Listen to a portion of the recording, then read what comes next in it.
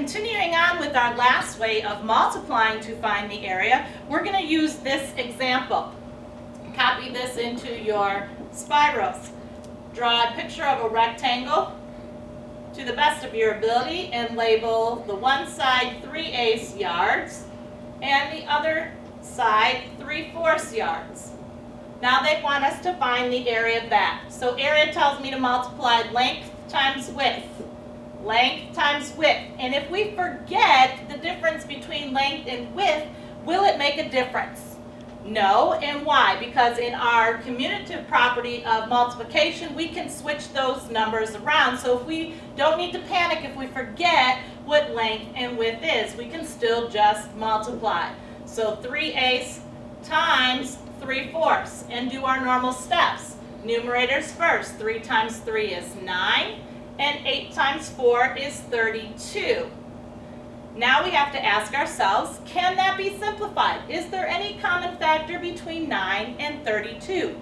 And the answer is no. So at this point we're done once we put on our label. So our label then is square yards. And we are finished. Okay, at this point if you have questions, go ahead and write them down. Otherwise we're going to do one more example together. Mrs. Sharber, yes, Ms. I have Bennett. a question. Yes. Can you take us through an example where we have a mixed number and then we get the area? I could, but you know what? That is a whole nother lesson coming up in, I want to say, topic 11-7. Okay. So for right now, mixed numbers we don't have to worry about. For right now, we just need to understand how a fraction is multiplied. But very good question. And Thank you will you. get that answered in our next lesson. Okay, one more example here. Draw another rectangle for me, again to the best of your ability. You don't have to pull out your rulers. And label one side 2/3 meters, 2/3 with an M, and 5/6 meters. Again, they would like us to find the area. To do that, we multiply the length and the width. So we have now 2/3 times 5/6. Again, to multiply fractions, we just have to do the numerators first. 2 times 5 is 10, and 3 times 6 is 18.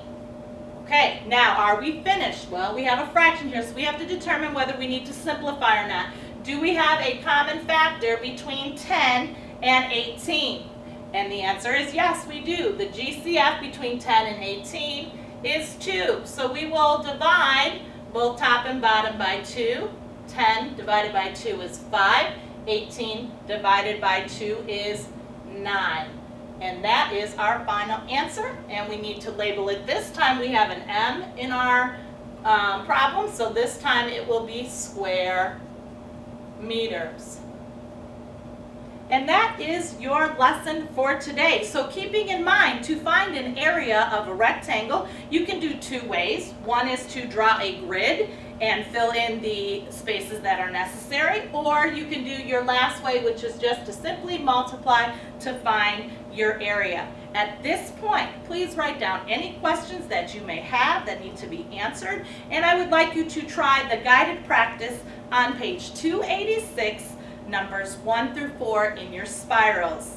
Good luck, bring all your questions, and see you tomorrow. Bye. Bye.